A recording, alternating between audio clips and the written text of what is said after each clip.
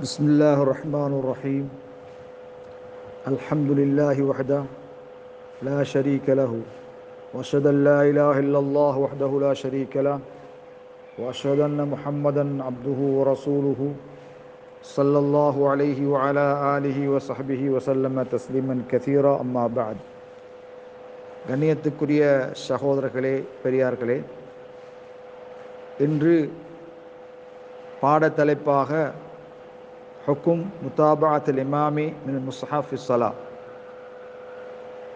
தொழுகையிலே இமாம் ஓதுகின்ற கிராஅத்தை பின்தொடர்வதற்காக வேண்டி முஸ்ஹாஃப் குர்ஆனை கையில் ஏந்தி நிற்பது சம்பந்தமாக மார்க்க என்ன தீர்ப்பு வழங்கியிருக்கிறது?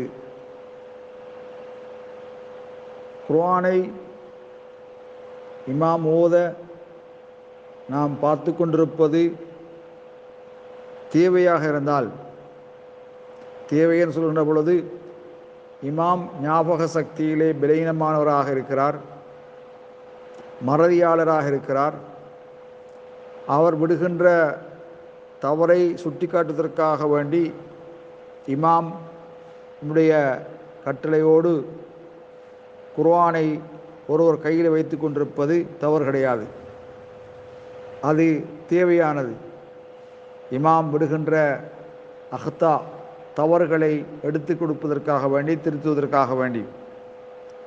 அவ்வாறான தேவையில்லாத போது கையிலே முஸ்ஹஃபை ஏந்தி இமாமை துயர்வது, அவர் ஓதுகின்ற கிராஅத்தை குர்ஆனிலே அவதானிப்பது நோக்கத்தை அதை தப்பச் செய்கிறது.